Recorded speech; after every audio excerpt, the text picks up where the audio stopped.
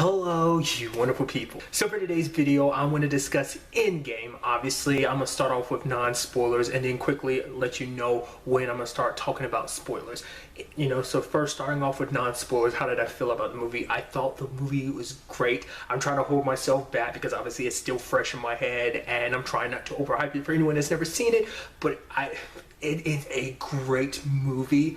I think you will not walk into this movie disappointed. Me personally, I might go as far as saying, and this might be me overhyping it, I think it might be my favorite superhero movie because it hits all the marks. Like, I think, and this is just my opinion, I believe it is better than Infinity War. That's just my personal opinion, and it is well worth it. I think it does a great job of ending this arc that's been built up over these past 10 years, and I think you will walk away heavily satisfied in many different regards. So obviously that's me, non-spoilers. Obviously, if you've not seen the movie already, do not watch the rest of this video because like I said, I will be going into spoilers. So going forward, we'll be talking about spoilers. So holy crap.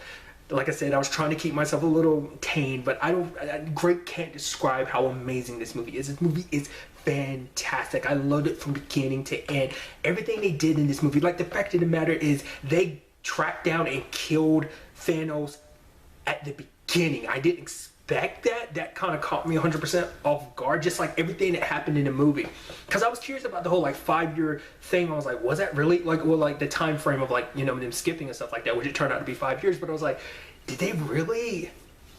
I was like, did that really happen? I was like, what was going to happen with all that? I thought maybe them fighting Thanos wasn't going to go well, and then this whole everything else was going to be like a backup plan. But the Russo brothers weren't kidding. Literally, a lot of the stuff that the trailers, at least the first trailer, showed, all that's from the first 10 minutes of the movie in certain regards, and it's like, that's insane. Well, 15. Obviously, they're probably off in certain regards. I mean, I wasn't tracking the movie, but still, a lot of that stuff happened way earlier. It's just kind of like Tony and Nebula in space, which that was so good, just because they're playing that game and she wins, and he's like, it felt good, didn't it? And that was fun, right? And she's like, yes, it was fun. And it's just this little awkward exchange between them, but them looking after each other, her putting him in the seat.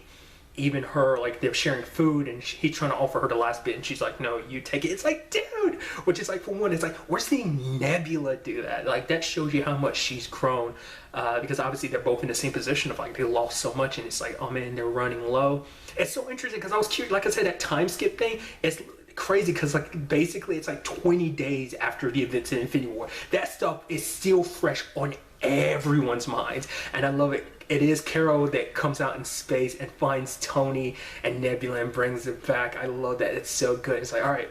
And I love too is that obviously Tony's going into this situation still having his beef with Steve, because everything that went down, he wanted an armor for the world. Obviously that's what the whole Ultron situation was supposed to be, and he even references the fact that he had a vision of things kind of ending this way in a certain regard back in Age of Ultron. To be fair, it was what Scarlet Witch showed him. It was his fears, but his fears ultimately came true. And even in the condition he's in, he's yelling at Steve about basically how, well, you said that we would be in this together, and that even if we lost, we'd lose together. Well, we lost, Steve, but we weren't together. And it's just obviously, because they're still obviously Tony tried to make up a lot of that bad blood in Civil War, but obviously he was a little, still kind of hard for him, and obviously you still see that still there. I mean, especially because they're feeling these emotions right after losing to Thanos, losing so many people, especially for Tony because he lost Peter. Peter died in his arms, but then this Pepper's still alive. You're like, dude, it's things aren't, it's crazy. And then the group tracks down Thanos because he told Nebula about everything going down. Obviously, you see a lot of people are going to include Shuri. I wasn't sure about that, but I was like, oh, lo and behold, she's going. And then there's the whole situation of them tracking down Thanos, and then everyone as a team working together to kick his ass. It's dude. And it's they're asking, where's the stones? He destroyed him. I was like, what? That last power boost they used to track him, the power from the stones, was him destroying him, because he couldn't take the chance anyone would try and undo what he did. So they destroyed them, and, he's like, oh, my daughter Nebula, I knew that, you'd understand. Before he can even really finish, freaking Thor with the axe didn't see that coming. Go, I was like, what? He did. It made me kind of jump a little bit, because even I'd let out an audible, ugh, because I didn't expect him to just chop Thanos' head off. And it's what did you do? And he's like, I went for the head, because Thor has been drowning in his sorrow like these past 20 some days, because for him it's like, I had the opportunity to kill him and I missed it, and now half of everything in the universe is gone. Obviously it's heavy on everyone. You get that like that 5-year time skip of like living in this world for those past 5 years. I'm also forgetting to talk about the fact is how the movie starts. I wasn't expecting that Hawkeye scene to be the first scene in the movie, and that's super depressing of like, yep, your family's going just like that, and you're just like, wait, what? And it's like, and of course, just his luck, it would be his entire family. And they didn't even play the music playing the opening crawl like, you know, the Marvel Studios thing. There was no like, it's like, I think they did, that was a good tone setter too, because it's like, it fits the tone of like, you know, picking up where Infinity War left off on like a low of just like, dude, this sucks, just like depression and just sadness. And it was like, oh, we get a little up, and then immediately hits you with that, ugh. So there's that. Then get back to the 5-year time skip, which I love that, you know, Steve is, you know, got like a support group of people who, you know, talking about, you know, trying to, you know, search out other people, trying to live their lives, whatever this new normal is, with like half the population going. Interestingly enough, I thought that's kind of neat. The moment I was like, wait, one of the Russo brothers is in that scene, and I love that. He's actually the one that was talking. And I was like, which I wonder, do they typically put themselves in stuff that they do? Probably not, but I just thought that was kind of neat. I was like, ah, dude, that's kind of cool. You have, you know, Natasha kind of orchestrating different groups. Obviously, Nebula and Rocket are handling things in space. You have Okoye handling things in a lot of different regards. I guess, you know, with Wakanda, whatever's left of Wakanda's resources probably helping out on her front. And then there's like Carol, which I love that whole conversation about like, yo, where have you been all these years? It's like, you know, we could have used that, but it's like, for her, it's like, literally not every planet is lucky to have Avengers, to have superheroes. And I think even Rocket was like, yeah, actually that makes sense, because like no other planet out there has Avengers like they do. So the Earth is very fortunate in that regard. So it's like, it makes sense. So basically she's been around space kicking ass for the past 20 years, saving other planets. She's been on some like intergalactic level of superhero stuff, which is interesting, because I was wondering like why she didn't age. I guess her power just to make it so she just naturally doesn't age, which is interesting. I do like that after the 5 years skip, she's got like that, the shorter hair. So I guess we're going to see potentially that mohawk a lot more going forward potential. Oh, to be fair, like I said, her helmet has the whole mohawk automatically, but still, that was just kind of neat. I even love Rocket talking about, oh, what are you going to, oh, what are you doing? Like, the fact of the matter is, you're trying to, you know, why don't you do something like cut your hair or something? I think that's the response where Rocket was like, oh, that's understandable, because like for her, it's like, it wasn't just Earth that lost half its population, the rest of the universe is in trouble too, so she's out there helping in that regard. Rhodey's talking about the whole Clint situation, and then we got freaking Scott coming out of the quantum realm and everything, and I didn't expect that. We never really got a response about the rest of his family, because obviously his wife and like, I forgot if the cop dude is his wife's ex-wife's new husband or new boyfriend. Either way, it's like, oh, what about them? We see his daughter, she's like 5 years older. It's like, dude, that's crazy. And so working with the Avengers, he's coming up with this whole time travel thing. They're like, oh, a time machine? He's like, no, that'd be, yeah, it's a time machine, because he wants to use the quantum realm to kind of undo everything. And they're like, oh, who do we turn to? Tony. But a lot's changed for Tony in that time frame, because him and Pepper have had a daughter. Didn't see that coming. I was like, holy crap. And it makes sense though, but still. And for him, it's like he's reluctant to go on this adventure, just because it's like, well, we don't know if it's going to work, and we don't know if we're going to die in this, because for him, he wants to be there for his daughter, because he has stuff to live for present day. So it's like, oh, who do we turn to when Tony says no? And lo and behold, who did they turn to? Banner. And I love him doing the whole, was it Dr. Hulk situation? It's basically him and the Hulk combined in one. I guess like rather than kind of like, oh, when the time came, the Hulk didn't really do anything. And for him, it's like, I always look at the Hulk as like this disease or something. But the fact of the matter is, there's more to him than that. So now using more gamma radiation, he made himself more. And I love it, like the kids are coming up to him wanting their photo and stuff. And he's like, oh yeah, sure things, kids. And they're like, you want a picture? And Scott's like, you want a picture with Ant-Man? And they're like, and he's like, no, they don't know who I am. They know who the Hulk is. They're like, no, go ahead, take a picture with me. He's like, here, take out your goddamn phone. I love it. poor Scott. It's like, dude, yeah, of course no one's gonna know who Ant-Man is. Because I love it because we actually think about it. It's like, well, your movies are very small. The Avengers are big. Yeah, like, you know, both his movies are very small scale, you know, so it's just very befitting that no one would know who you are. Because like the biggest thing he did was everything that went down in Germany in Civil War. So I love him kind of being the butt of the joke in that moment. I even loved him like screwing with things when it's like that's like, oh, what was it? We don't want you to get stuck in the 1950s. And Natasha's like, oh, he's joking. You're joking, right? He's like, this isn't my expertise. It's either all in and serious, then things could go wrong, or it's all a joke. And it's like, nah, we're good to go, buddy. And like him rapidly aging, and it's like, I don't know who. I peed myself, and I don't know whether that was baby me or old man me or just me.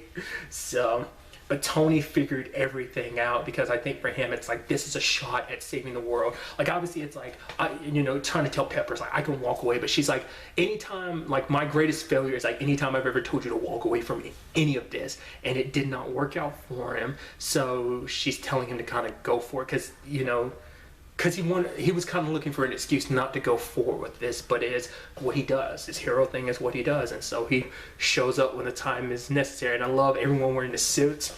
Yeah, Natasha going after Hawkeye, well, now Ronan, because I like that line of him being like, he's coming after all the criminals, because basically almost saying that they're lucky. It's like the other half of the population, they got Thanos, you got me. It's like, oh, that's so good. And obviously, because Clint's just, like I said, he went full-blown rogue vigilante in a sense of he's killing all these people just because they were bad guys. I figured as much. I knew it wasn't just like him just going out and killing innocent people, but it's just like, I need to do something. You know, it's like my family's going, half the population is going. It's like, what is there else other than this? He was looking for something. He needed a reason to keep going, you know, and because he had lost hope, you know.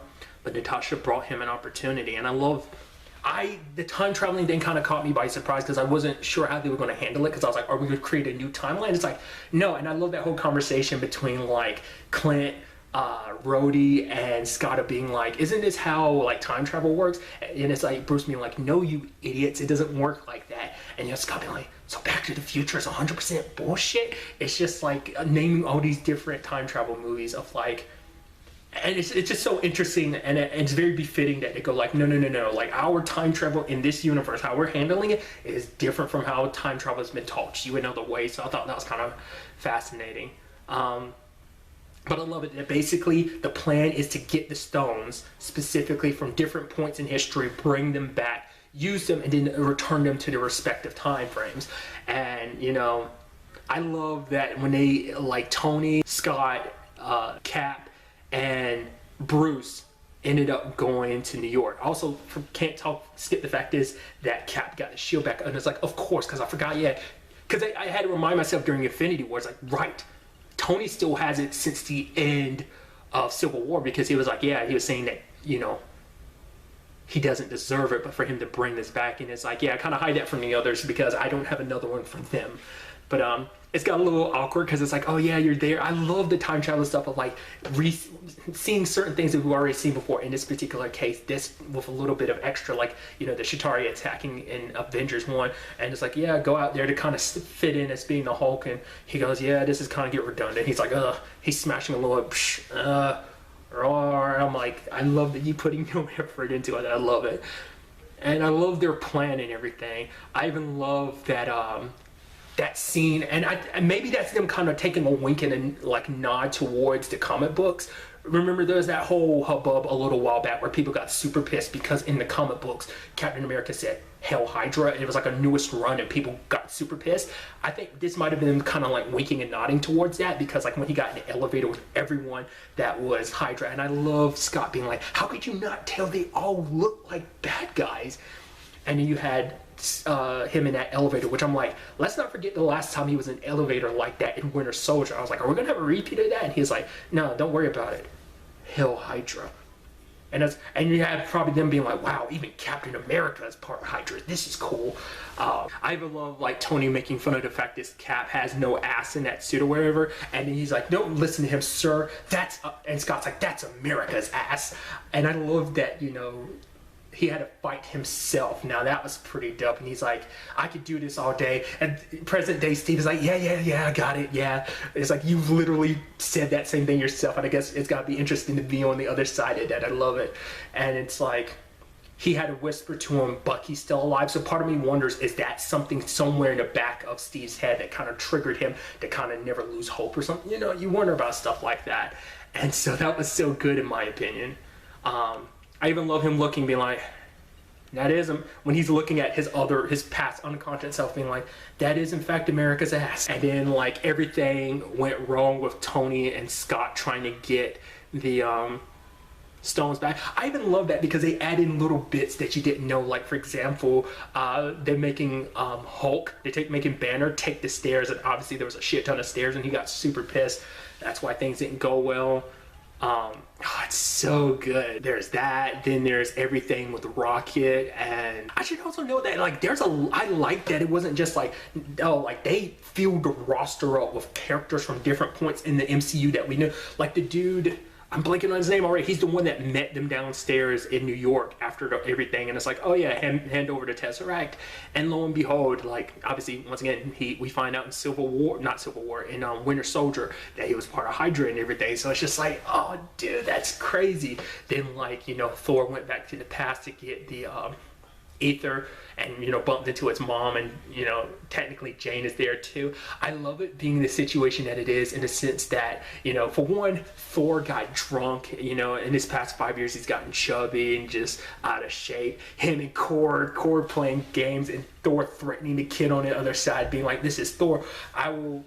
I love it that he's kind of, and like, if it gives you any more trouble, let me know. And Korg's like, thank you, buddy. And it's so good. Also, to find out Valkyrie is still alive, because that was something a lot of people wonder, like, where is she? Can we see her? Was she just one of those people that was killed? It's like, no, because I didn't realize at the time. I guess Thanos had only killed half of them because he was planning to wipe out half the population. So he probably just killed half the Asgardians while the others were able to get away. I didn't catch that, but that was stuff that kind of got pieced together afterwards. But I thought was kind of interesting. Even the whole aspect of them making a new Asgard and everything was pretty dope. But getting back to it, I love Rocket slapping Thor to tell him, it's like, you're not the only one that lost family. Like, your mom, she's long gone, but there's a lot of people that we can get back, including the only family I've ever had that is gone. Once again, it's that whole aspect of like, and I talked about this when I talked about Infinity War, of like how I thought was a very good development for Rocket, because that was, for one, that was Rocket's fear of being all alone.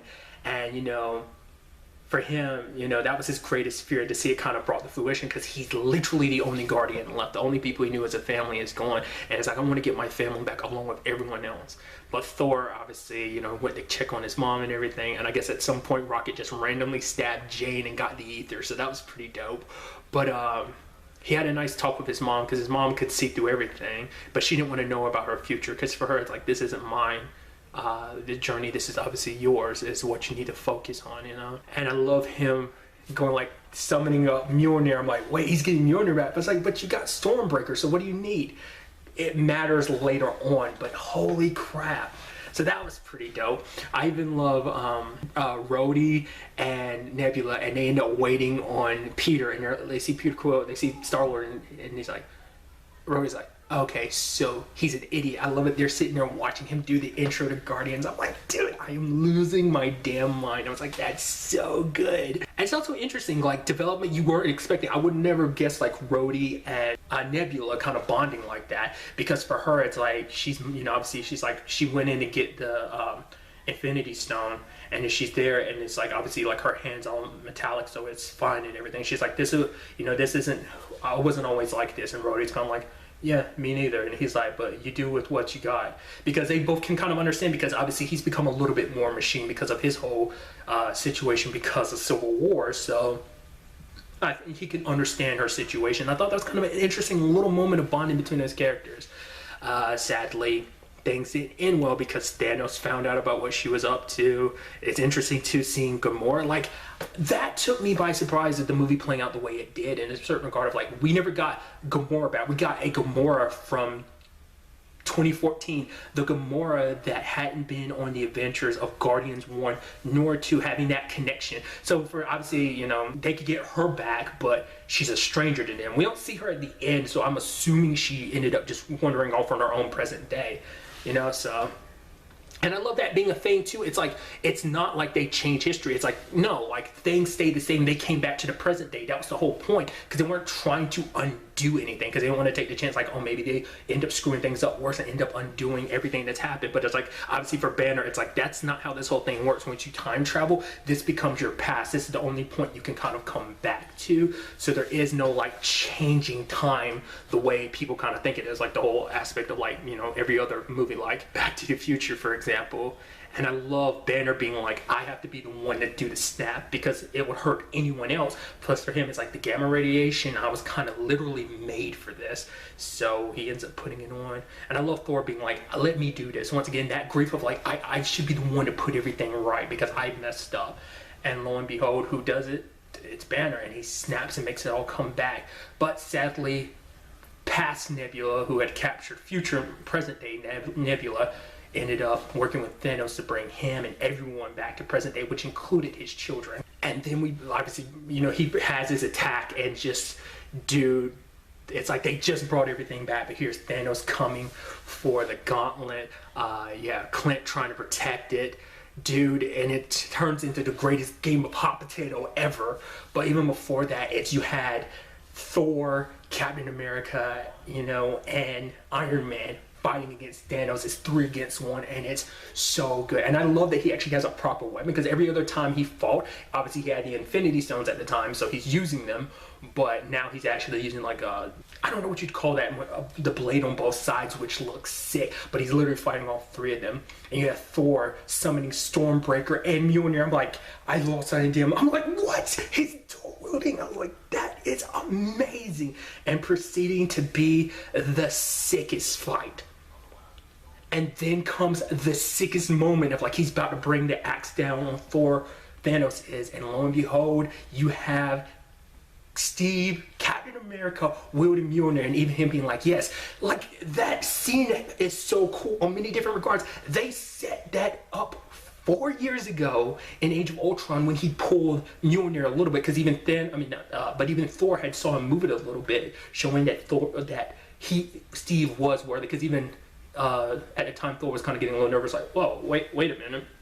And lo and behold, Steve started killing it, even like bouncing Mjolnir off his shield. I'm like, this is the deadliest combination that has ever existed.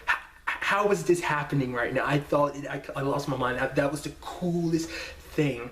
And even beating down part of his shield broken off, you still had Steve standing up, strapping the shield even hard. Like literally Thanos has got his army, and you know, you have him walking forward. It's like, dude. And then Sam comes over to the comms. Cap, on your left.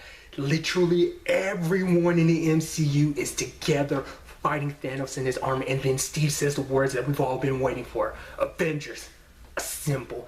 Full blown, so freaking cool. Shuri, Okoye, T'Challa, Doctor Strange, Peter, the Guardians, Mantis, and Groot, and Drax. Peter, it's so good. I even love like Peter going over, hey, Mr. Stark, like the fact of the matter is, like, you know, I started turning to dust, and then I woke up, and then like, you know, Tony hugs him and everything. It's like, well, Peter's like, oh, this is actually good. It is sick, but like I said, that greatest game of hot potato, it goes to from Clint to T'Challa to Spider-Man. Even at one point, was it I think Steve, he threw Mjolnir and Peter webs onto it. Then he mixed up with Valkyrie, who's on the battlefield. I'm like, I can't handle this. This is the coolest moment. Then you have Scarlet Witch step up and do her thing. It's like, you took everything from me. I don't even know who you are. You will. It's like, dude, she was about, and I love they did that multiple times. I'm like, who's going to kill Thanos? Who's going to be the one to land a blow? You have Scott and Hope on the battlefield doing their thing, reunited again. I'm like, dude, this is so cool. Everything's awesome. It's kind of funny because obviously she was pissed at him for working with Captain America, because obviously everything in Civil War obviously affected her to kind of play into the events that was, you know, Ant-Man and the Wasp. And I love it. Now it's like her being like, no, we got this, Cap. And it's like, dude, it's so good. And too bad Peter didn't get a long period of time to really talk to Valkyrie and be like, oh my god, hey, it's really nice to everything going on the battlefield, getting chaotic and everything. And I love that Carol comes down and it's like, oh, they're shooting at her in the sky. She rips through the ships. It's like, yeah, everybody make room for literally the strongest Avenger. And she steps onto the battlefield and she's there in front of, he's like, hi, I'm Peter Parker. She's like, nice to meet you, Peter Parker. Do you got something for me? He's like, yeah, I don't know how you're going to get through that. And it's like, well, she's not alone. Okoye is there, Scarlet Witch is there. Like, dude, she was so close to kicking Thanos' ass like Scarlet Witch. She was ripping into him if it wasn't for those explosions. It's like, oh, dude, that's so sick.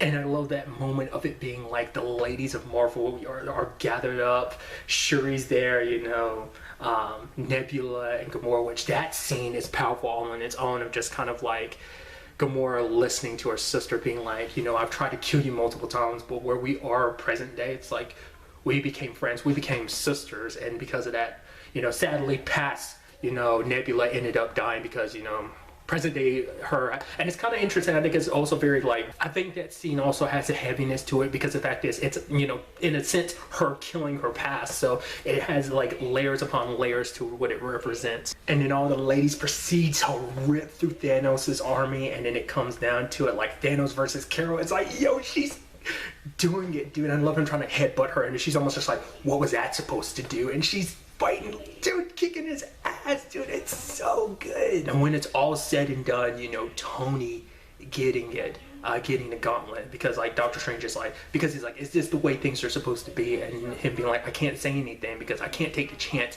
that me telling you what's going on will change everything. Because Bruce had talked to the Ancient One in the past, and her whole thing was like, she initially didn't want to let him get the stone because it would mean creating a darker path, because it would basically leave the world open to something more evil. So it's like, can we really just take this, let you take this without there causing more problems for this reality? But it's like, what if we bring it back in time? And it explains that Strange gave it away in the first place. And then she's like, oh, now I realize. She's like, maybe I'm the one who made the mistake in the first place. So she ends up giving Bruce the gauntlet. And I guess because she knew that Bruce would be the one to ultimately bring everything back, I think she's the one that kind of pointed him into believing like, no, it's me. Just what the Ancient One had said, but like, it's kind of, that cleared it in his head of like, he had to be the one to use the gauntlet. Like, this is what, like he had said, this is what he was made for, essentially, almost, kind of everything kind of coming full circle and whatever. And that basically and then basically Doctor Strange being like, there's only one way for this all to end. And, Tony taking all the stones and snapping, killing Thanos and his entire army. Because I love Thanos' shift from like, oh, he was trying to do good, and then like, I'm all over the place, and I do apologize, but it's just like, there's so much to kind of discuss, and there's still stuff I have to circle back to because I didn't discuss it.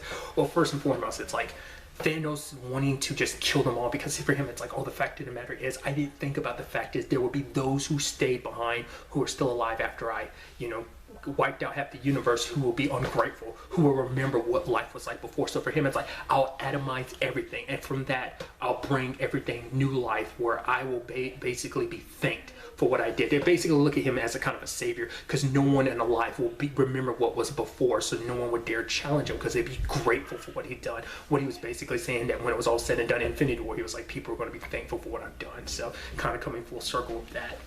But obviously it makes sense that it is Tony, because Tony, it all began with Tony, and of course it would end with Tony, especially because he had that emotional moment where he got to talk to his dad about being a parent and stuff like that, and obviously pretending to be his like Howard Potts. I love that, Oh, dude. Also, Pepper wearing that new armor he had made for her, like kicking ass. Dude, there were so many awesome moments. Even the Gamora and Peter Quill moment of him being like, Gamora, he's touching on her and everything. She kicks him in the nuts. I love that. It's like, yep, this isn't your Gamora anymore. I love that. It's super sad, actually, considering the fact is, which is, I guess you can almost find the irony in it, because Peter kind of ultimately was the reason why things kind of turned out the way they did, because of Gamora, because he was so fueled by the fact that he had lost her, that he was, blinded by his rage and didn't care about the plan anymore, I love Gamora being like, really, this one? And you have Nebula being like, it was between him and a tree. But I won't lie to you, that moment that Tony sacrificed himself, tears started like welling up in my eye. I had to hold myself back. I was like, dude, that is the most, like, that moment. It's been 10 years in the making. bordering on 11, but still, that moment right there, like I said, it started with Tony, it had to end with Tony. That's why Strange was like, this is the one timeline where things had to play out the way they did, because it needed to be a timeline where Tony survived all of this, for it to come down to this, for him to make the ultimate sacrifice. And, you know, Pepper being there at the end telling him that he can finally rest because they did it, you know? That moment, you know, Rhodey being there, Peter being there, you know, everyone surrounded seeing the sacrifice he made, even everyone showing up at his funeral. It's just, it's sad that things played out that way, you know? There was a boy way in the back. I could be wrong about that. Is that supposed to be the kid from Iron Man 3? Because they, like, there was, like, because they zoom in on a lot of people and there's a boy, like, way in the back. I think that's supposed to be the kid from Iron Man 3. I think it'd be very beneficial if it was, because obviously there's a lot of stuff from 3 that they kind of retcon and overlook in certain regards, but I think that's what that was supposed to be, because I was like, who is that he's supposed to be? And I'm like, that's the only thing I could chalk that up to. I could be wrong. Also continuing the whole conversation of this starting with Tony, yeah, Nick being there at the very back of, like, he kind of set this all in motion, because that was even a conversation that Tony had where it never in his wildest dreams would things have grown to be what they are. Not only just, you know, everything that came to Earth, but just like how big this whole Avengers thing got. He never would have thought that things would have turned out this way.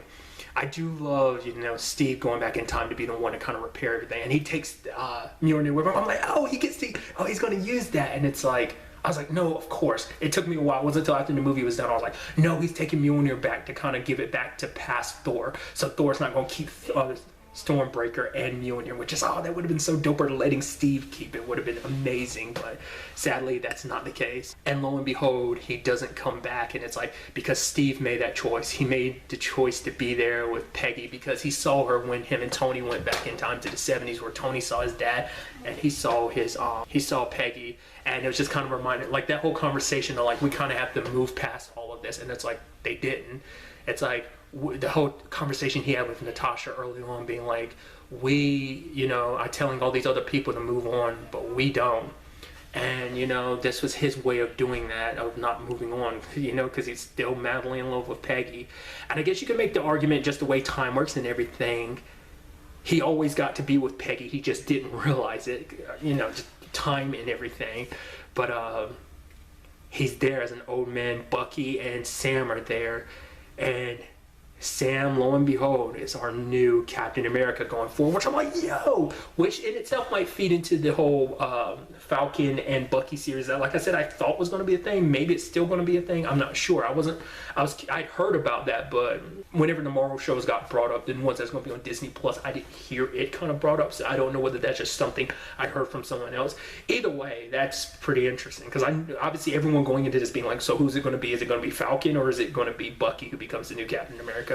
Lo and behold, it's Sam, and I'm interested to see what he does as Captain America. But I also love that sweet moment between Steve and Peggy, obviously, like I said, getting that dance, you know, finally. And obviously they lived a happy life. Whether they had grandkids or not, probably not. I don't know, depending on how they want to how that whole time thing was going to be handled. But either way, I thought that was pretty nicely done in that same regard. And then there's also the other element I completely didn't talk about, was the whole Clint and Natasha thing of getting the Soul Stone.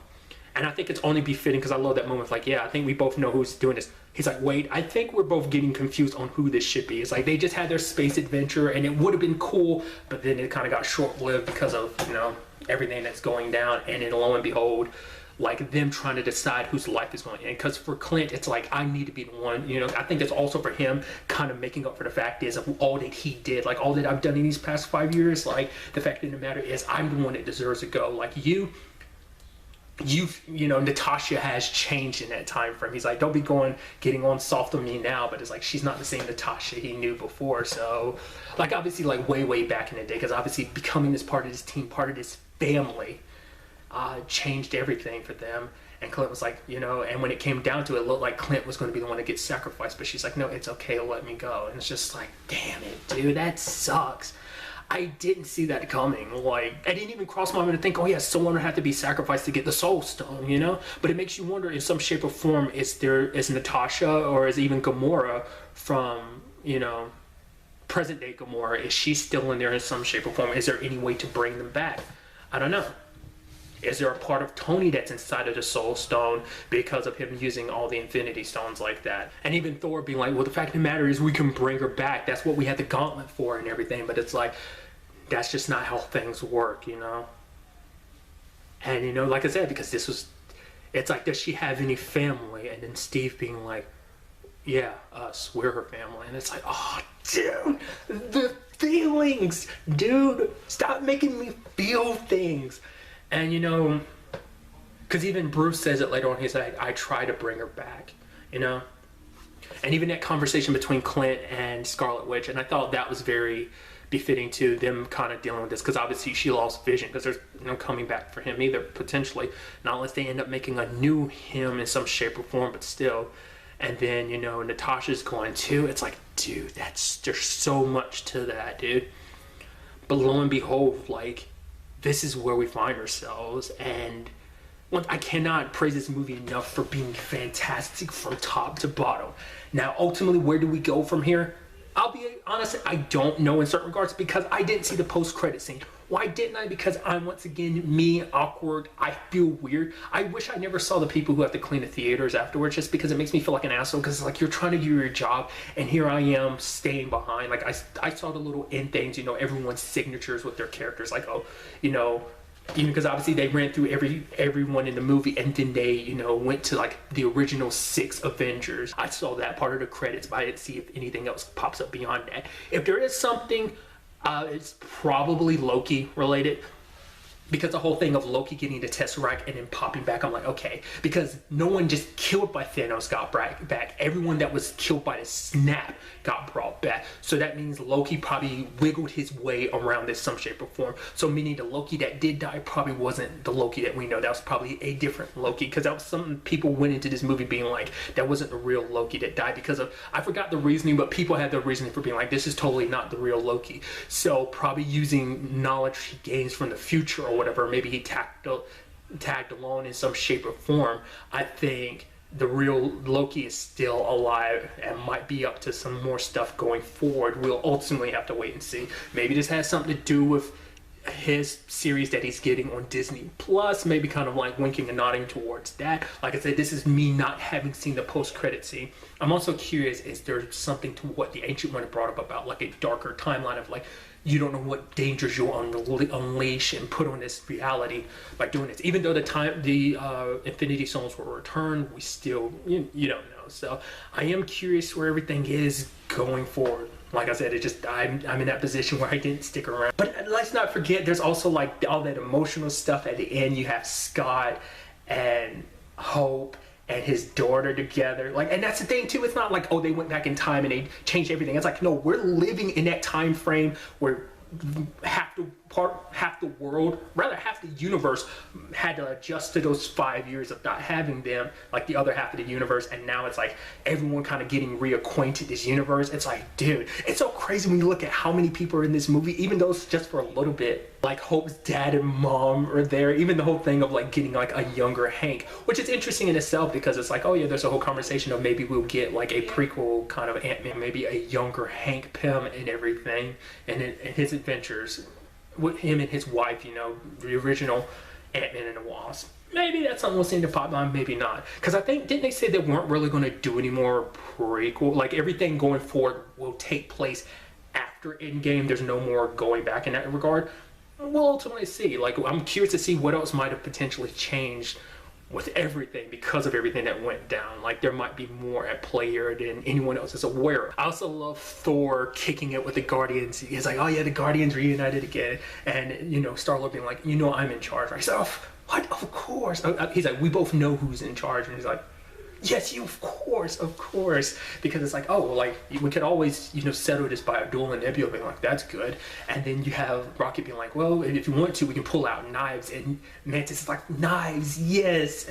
I love that. I'm curious to see what they ultimately end up doing with Tony's daughter, too. Like, obviously, like, you know, once again, the whole conversation of who's going to be the next Iron Man. Like, eventually down the road, I'd assume it's going to be her, but then maybe there's going to be the whole situation of one day, you know, depends if I would assume they're going down the Riri Williams route, but we'll see about that. There's also the whole conversation about everything related to Carol, too, because obviously, once again, she's been gone for a long time, so everything related to her, like where that stands, I'm wondering if there's going to be any future conversations between her and Nick, especially considering, hey, Nick's back. And it was kind of, you know, heartbreaking, too, at the beginning when she saw those names and she saw Nick's name, and you see her kind of tearing up. But I love from the beginning her being like, I'm gonna go kill Thanos. It's just like so badass. It's like, I mean, I know you were not, Natasha's like, I know we don't know you that much, and our morale's kind of low, but we kind of usually do this old team thing. It's like her kind of going, now let me go kill Thanos like it's nothing, and it's so freaking cool, dude. You also can't forget about like Ned and Peter, because especially after losing Tony being like the closest thing to a father figure he's had since, you know, most likely his Uncle Ben, you know, and to kind of lose another person important to him like that. And, you know, obviously he's still feeling it, but it's like, yo, him and his bro Ned, dude, that was kind of a nice bro moment of like, yeah, because Ned probably got snapped too, I'd assume, because Ned doesn't look like he's necessarily older, so he probably got snapped too, which is sad. But still, you know, it's like that final message from Tony, and then you have, you know, Happy being like, I'll get you all the cheeseburgers you want, to his daughter. It's like, my heart hurts, dude.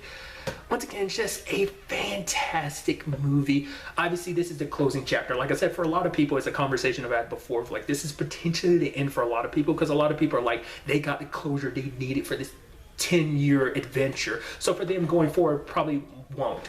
They'll probably pop in every once in a while. Me, I'm still just as invested. I'm curious to see where the next phase takes us, which is phase 4, right? Because obviously the next movie in the grand scheme of things is going to be Far From Home. Now that's going to be interesting, considering the fact is that's most likely a Peter who is now, you know, having to deal with the fact is coming off the death of like Tony, as well as, you know, living in this world once again that's 5 years older just because of everything that went down. So I'm curious to see a lot of those conversations going forward, especially considering Far From Home is the first movie after Endgame. That in itself is going to be crazy to see, especially considering the fact is Nick is in that too, so let's not forget. So, and I think that even adds more context to the whole Happy scene with him and Aunt May of being like, oh, why Happy's there and it's not Tony, because that said a lot to a lot of people, but thinking like, oh, maybe it was a time travel thing. It's like, no, people were kind of right to think that, but obviously it ended up being something entirely different. So either way, like I said, a fantastic